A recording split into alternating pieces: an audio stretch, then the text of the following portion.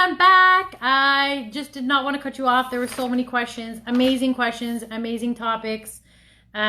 People were asking questions, not just about COVID stuff, and I wanted to get to those because I promised I would.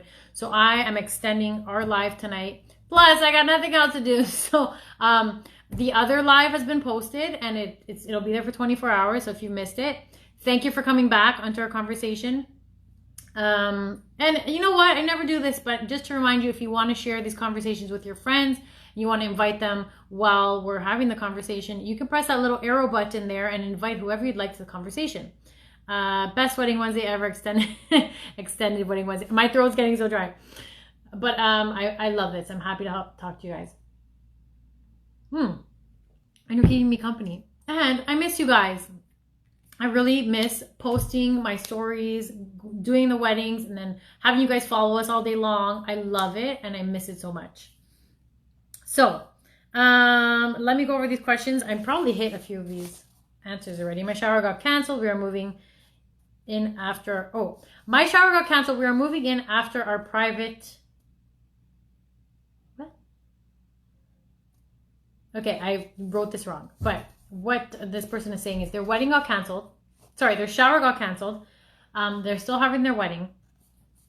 And they are moving in and they need the gifts for the shower. So I'm not sure if this person registered gifts and people bought the gifts already and the gifts are sitting at their guests' houses and they need to get those gifts from the guests, or if they had a shower and they canceled altogether and they had no registry. A great idea, if, you know, I haven't really thought this out through on how to do this, but a great idea if you had to cancel your shower would be to send an invite, send a shower invite. There's got to be a nice way to word it. Register for your stuff. This is something we used to do. Register gifts. Go to the Bay online, register everything you'd like, and then maybe you can have a virtual shower. So you can still be showered with gifts and people can get the gifts sent to your house. I know there's a lot of free delivery going on. So, you know, you can say, hey, we're having a shower. It's May, whatever, and it's a virtual shower. Now you can have a Zoom party if you'd like, depending on how big your shower is. But you can have a shower and have people just send you gifts. And then, you know, I don't know, come up with something cute. Like every time you receive a gift at the door, you're going to call up that person and you're going to open the gift in front of them. It would be so cool to do something different like that. So hopefully I answered your question about needing your gifts. Now, if they've bought all the gifts and they're sitting at home, I mean, you can't really call up these people and ask them to ship you the gifts. If you were on a registry and you saw who registered, what they bought, I mean, who bought off your registry, what they bought, and depending on your relationship with these people, maybe you can offer to get this gift picked up. You can tell them to leave it on the porch and you'll pick it up. You can figure out a way if you really need these items. Let's see here. I answered that question. What do I consider a safe date to postpone to? I answered this in the last live, and that was the fall. Hopefully, I would postpone to the fall or later this year in the November, December, because, you know, prices tend to change and fees tend to happen if you're going to postpone to next year. Again, speak to your vendors. How to handle vendors that are paid in full but can't accommodate the new date. I know I answered this in the last live. Now, I'm not sure which vendors are asking you to pay them in full. Usually don't pay in full until much closer to the date. Some will say a month before, but earlier than that, I've not really heard that you have to pay in full for a lot of things. But if you have paid for something in full, depending what it is, they can't accommodate your new date. Which, like I said, there's a lot of vendors that have teams. So it'd be, I mean, they should be able to accommodate your new date, but if they cannot, please speak with them and see what you can do about taking a credit from them. If they're a photographer, you can get your newborn shots done. If they're a makeup artist, you can get your makeup done another time for another event. So speak to them about what you can do to use your deposit as a credit. Paid in full, personally, I think that paid in full, maybe you should get some of that money back. A deposit, I understand deposits being non-refundable, but full payments, I'm really curious to know what vendor that is, like what type of vendor, but that I think you can argue, you know what, I didn't get the service, I shouldn't have to pay you in full. So hopefully that answers that message. Thank you card standard. Okay, so should I still keep planning my 2021 wedding with money being tight? It is hard to put a deposit. This is a good question. First of all, yes, keep planning your 2021 wedding. Keep planning your 2020 wedding. You can plan a lot of things, without putting deposits. But if there are things that you need to book, like I see Claudio was watching. I really want Claudio Santaluce. I need to book him, but I don't have money for deposit. Well, don't just look at what they usually want for deposit. We're all in a time here that we've never been in, I don't think. So speak to your vendors. Again, they're human beings. Personally, I'll tell you, I usually take a 50% deposit for my service. Now, if someone came to me and said, I really want to book you, I want you for my date, and are honest with me and say, I can't afford a 50% deposit right now, and I've done it in the past. What can we do for me to have you for that day? That's it. Have a conversation with them. And I've done it before where, if something costs, full planning package was $5,000 to $6,000, they can't afford half of that as a deposit. I get it. What we did was we had a monthly plan. They gave me checks, let's say, for each month I got a certain amount. That's not how I usually do things. But because, my client came to me, told me what they wanted, we discussed it, we came up with a plan for that client. So talk to your vendors. Don't just say, oh, I really want, Everlasting Moment. I really want Everlasting Moment, but I can't afford them. This is just even on a regular basis. Like, I really want them, I don't think I can afford them. Or people say that, even about me. I really want her, I don't think I can afford her. When they don't even look at the prices, or they don't even call, or they don't even ask. There's so many different, even the packages I have online, there's so many customized packages I can make that will work with what your budget is. So again, speak to your vendors. We're all human. We are willing, especially now, to help you. Excuse me. And not for anything right now, we kind of do need the work as well. So we're extra willing to help you. Why not? And we do feel for you. We feel for what you're going through. So to answer your question, you want to put deposits for next year, but you can't afford it. Speak to the people you're interested in. Don't tell them Rosemary told me to come to you and said that you were going to charge me less, because that's not what I said. What I said was speak to them. My throat is dry. I'm sorry. I've been talking for over an hour. Cold coffee. Okay. Let's see. Wedding in August. Should we send out the invitations and maybe set up a website? Yes. If your wedding is in August and you're not sure if you're going to postpone it, please still send out your invites. Make a wedding website. Put it in your invite, even if it's not nicely printed in your invite. It's a separate card. Due to what is going on right now in this world, we have set up a wedding website. This is where everything's happening. The date and time might change. Please go to our website for any updates.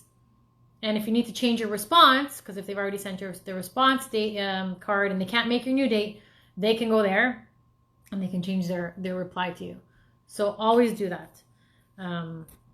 Keep on planning like your events are happening. I have a baptism in July. At what point should I consider postponing? A baptism in July. I think I responded to this person. I didn't write down their name here. I think for a baptism, you can still wait a month before. The churches are pretty flexible, and just speak to your venue. And if you've ordered flowers, like if you have a florist doing stuff for your baptism, I think you can wait till at least a month before. Again, there's nothing wrong with calling them up right now and saying, hey, it's in July. You know what's going on. I'm not sure if I'm going to have to postpone. What are my options? What am I going to have? If I wait, like how long should I wait before I postpone? And you're going to charge me penalties, or you're going to charge me for the flowers. Talk to them, because everybody has different rules. Everybody has different deadlines. What if you ask them to put their phone number or email on the RSVP card? Sure. Why not? Before you send them out, obviously. So you're going to write that in a little card, separate card in your invitation. Is that what you're saying, Melissa?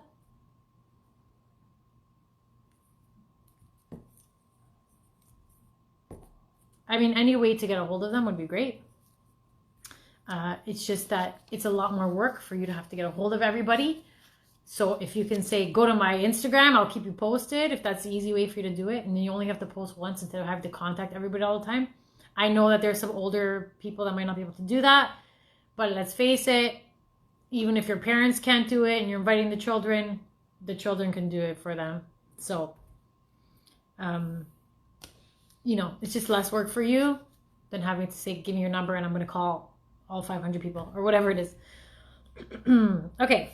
So I had some questions. I just want to go through here and see some actual, just regular wedding questions. So, what are your thoughts on adding or taking away people from your bridal party? I'm not going to say who said this because I don't know if they want to be known. Personally, after I've asked somebody to be in my bridal party, I wouldn't fire them from being in the bridal party. If someone becomes pregnant and is due around my wedding day, I would have a conversation with them and say, listen, I don't know how you feel about still being in the bridal party. Don't feel bad if you want to back out of my bridal party because you're having a baby, and let it be their decision. So have the conversation with them. The only way, like I did have a client that said, you know what, I have a full bridal party. I'm changing everything. I just want a maid of honor and best man. If you're firing your whole bridal party equally and you're just keeping a maid of honor and best man, then I think you're safe because you've made an executive decision. But to just kick out one bridal party member or one couple because you wanted to make it a little bit less, I think it's a little bit rude, and you might have a hater on you all day at your wedding if they ever end up coming. So I wouldn't do that. Again, I don't know what your situation is. If this is something like a bridesmaid that just doesn't stop and, thinks she's the bride and it's pissing you off or did something to hurt you, whatever it is. Again, we're all humans. And for some reason, the hardest thing for us humans to do is talk to each other. I don't know why. It's hard for me too. But just talk to the person. Most of the time when you're having a problem with somebody, it's a problem that was like a story you made up in your head that wasn't even the way it actually went or the way they intended or whatever it is. If you're having a problem with a sister-in-law, you don't want her in your bridal party, have a conversation with her. Say, this is what I'm feeling. I don't know if you want to be part of my bridal party. I'm not comfortable if you're doing this to me. Girl problems. But yeah, I would just say talk to the people. Hopefully I answered your question. Do you ever intervene? You guys want to know my dirty secrets now. Do I ever intervene? On the day of, if someone is causing something that is inappropriate, yes, I intervene. For sure, I intervene. Now, how I intervene will all depend on the person.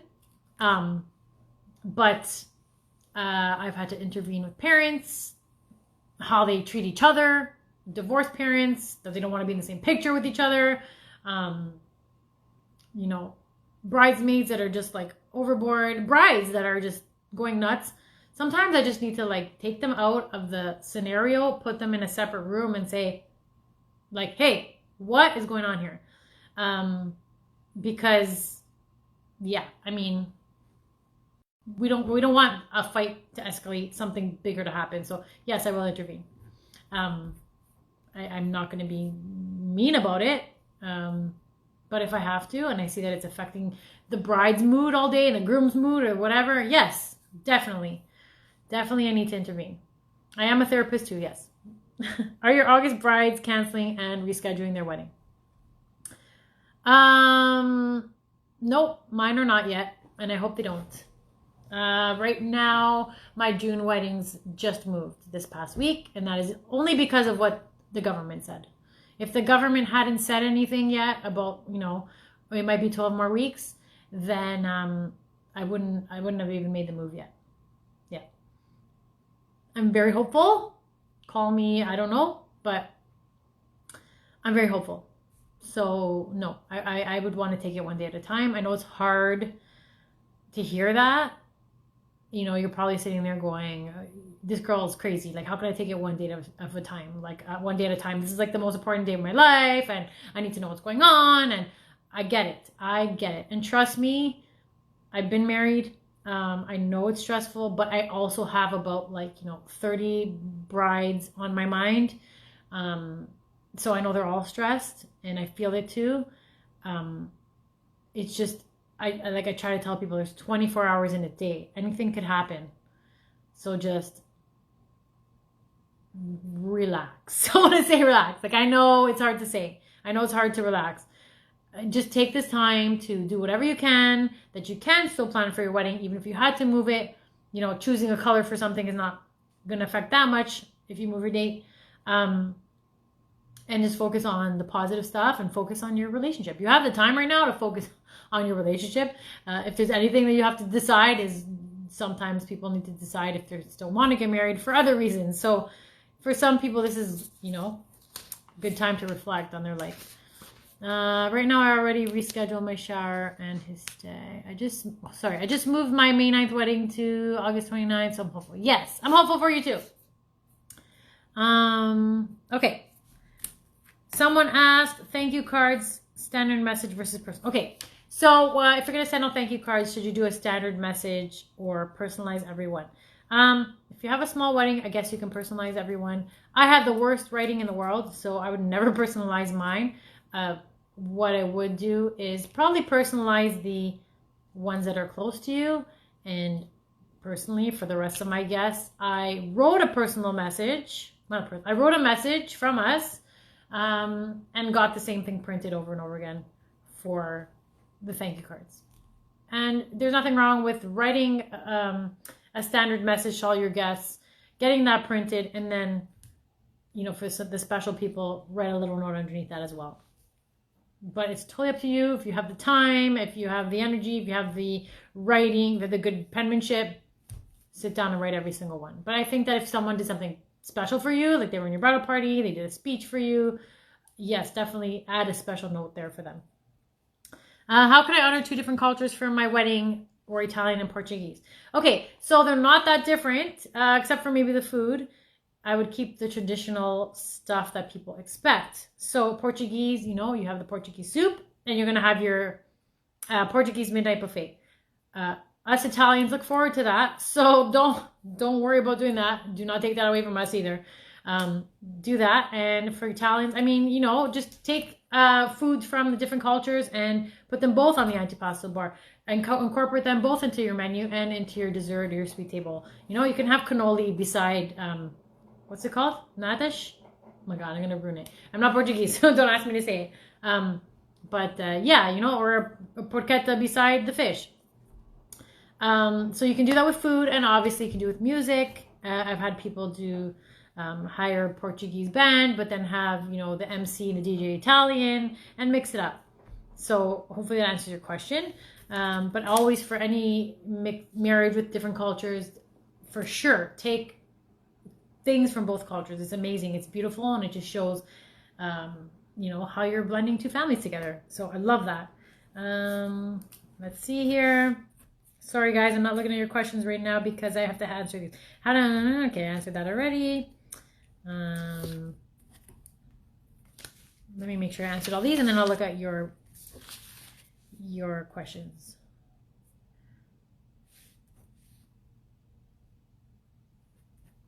Okay. Oh, I answered all these. Thank goodness. Okay. Let's see here. We've all be separated. What's that? I'm missing your conversations, and they're good conversations. Let's go back a bit.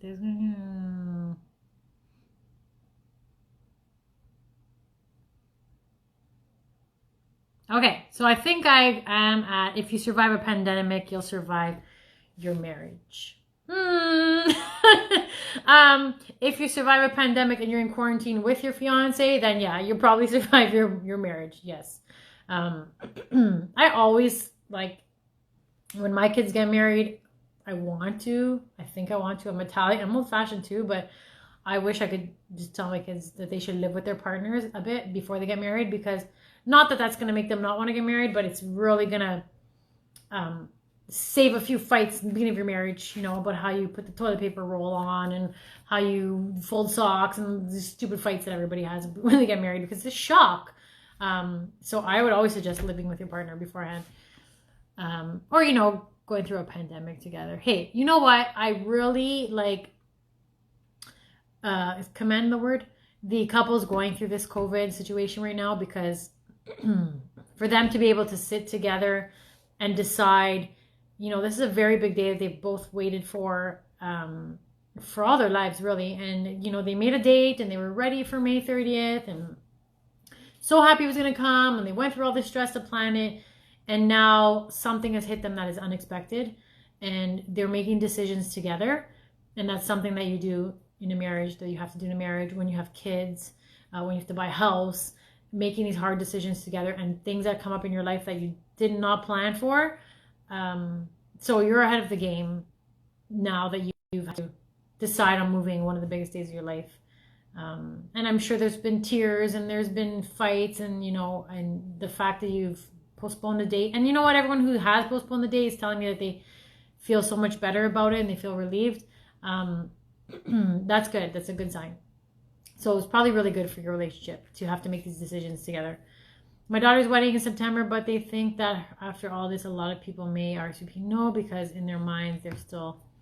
I think that if you mail those out in June, people will have a different view on what is going on and how they will feel about coming to a wedding in September. So I don't know if that answers your question. I would still send out the invites, again, with a note that says we might move our date. And you might want to consider making your response date earlier. So it tells you if you want to move your date. But then if you make your response date earlier, then you might get more no's because people won't be sure as early. So I know it's an iffy situation. If you're getting married July, August, September, right now you're probably the most worried because you're not sure what to do, mainly because you have to send invites out soon. And all I can say is I would probably send out my invites with a note in it. I know I've said this a few times, but, you know, I mean, if you really are nervous and you want to move your date, you can. I'm just saying it's hard and you're going to have, like if you want to move to next year, you're probably going to have some penalties that you did not want to have and pay for. So if you're ready to do that, then you can move your date. I just think you can wait a little bit. Just wait a little bit. April just started. There's going to be a lot of divorces, maybe. Most of my guests have already said they will attend August 29th. So have faith. Yes. Especially if you move your date once, I think they're going to be extra willing to come to your new date because they know what you've been through. I don't think September is going to be a problem. I really don't at all. And August 29th for me is that's September to me. So I don't think you're going to have a problem. There's going to be a lot of divorces, maybe. Sorry, I know I read that 3 times. Because I didn't comment on it. You mean people who are already married and they're in this pandemic together? I don't know. There might be divorces, or there might be people saving their marriage, because there might be people actually, you know, the wife that's been complaining that her husband doesn't spend enough time with her is getting the time that she's wanted. You know, the wife that complains that her husband doesn't spend enough time with the kids the husband is spending time with the kids. Or the kids that are, you know, think that their parents are paying enough attention to them or getting the attention. So this might be really good for a lot of people with relationships, and they might, you know, have had more conversations with each other in these past few weeks than they've had in the past 10 years. So it might be really good for people. Who knows? Let's see here. We've all be separated. I think I missed that part. I told my fiance to stay away from me 6 feet. You guys are funny. I had the sit-down dinner Italian and the midnight buffet Portuguese. Oh, that goes back to the other question. Yes. Amazing. That's a good choice for the Portuguese Italian wedding. I do a lot of Portuguese Italian weddings. For me, it's the same thing. Our bride's doing the bouquet toss these days. Notice it faded for a while. You know what? It's become I don't want to do the garter toss thing. And I don't know if there's any DJs watching anymore. But yeah, I don't know what happened to it. Like all of a sudden it's not cool. I don't know. I must be getting old. For me, I still like the bouquet toss. I'm traditional like that. I think it's fun.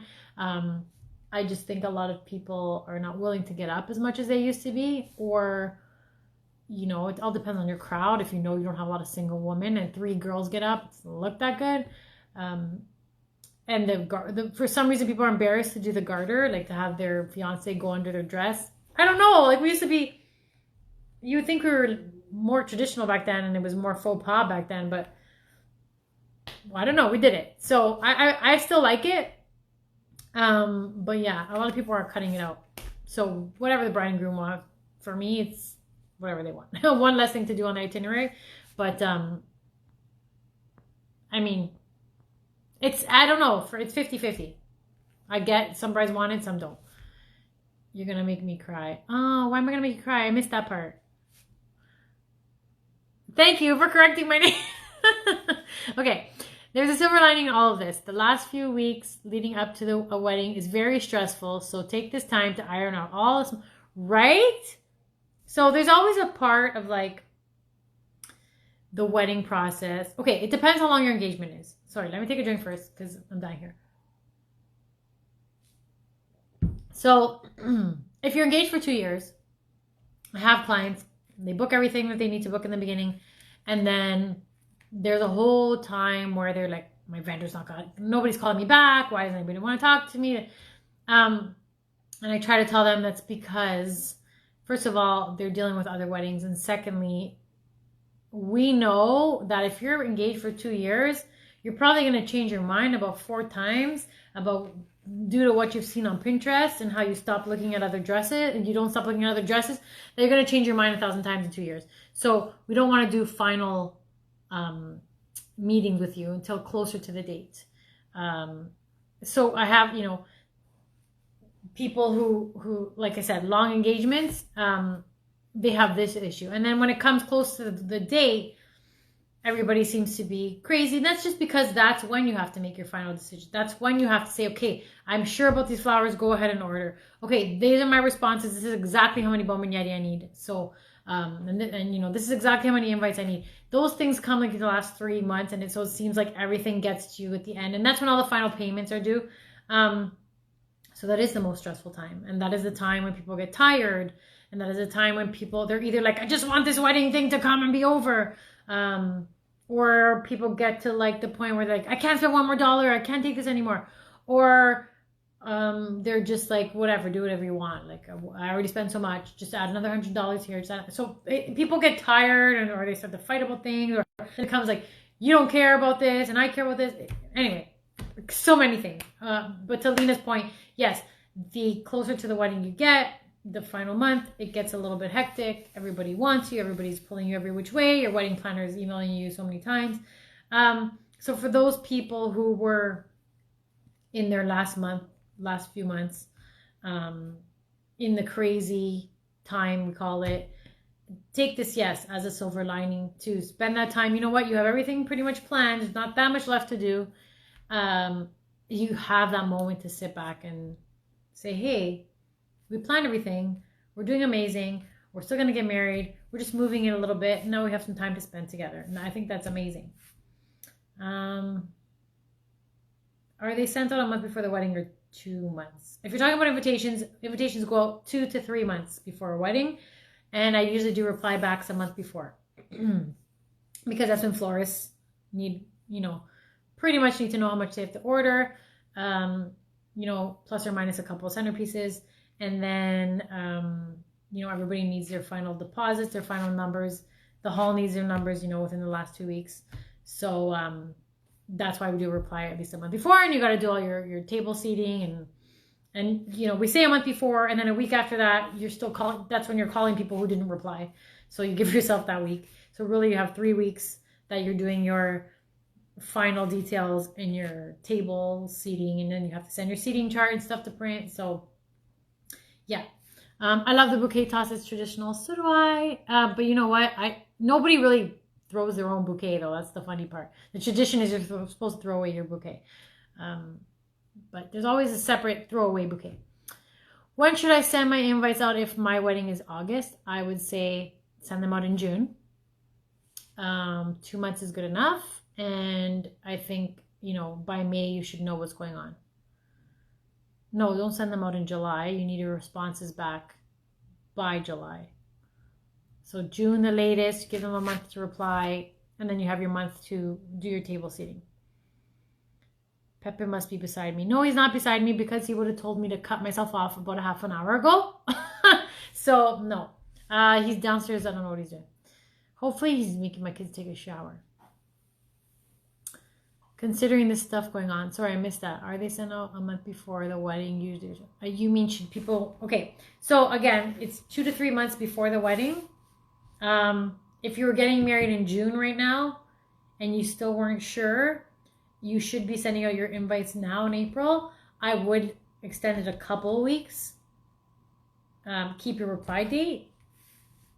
Because really, mail takes a few days. So a few days to mail it to them, a few days for them to mail it back. This whole process should take a week, not 2 months. Like I said, people will just have to do things in a shorter amount of time, which can be done. So yeah, if I was getting married in June, I'd wait a couple of weeks before I sent them out. Just so you know if you have to put an extra insert in or if you have to get them reprinted, if you're changing your date, it gives you a couple of weeks. Yeah, I would add a couple of weeks to the usual time. But, okay, so if there's no more questions, thank you for sticking with me for another half an hour. But I know you guys had so many more questions and we were having a great conversation. I will continue this next Wednesday. Send me your questions and I'll see who else I can get on to speak with us next week. I enjoy being with you guys again, and thank you again. One last thing. Again, just to let you know, if you need Easter dinner, you can contact Peter and Paul's and they will deliver. I believe it's free delivery for dinner. They also have care packages. You can order food not just for Easter, even after Easter. And you can also order care packages for people. They have baskets, they have flowers.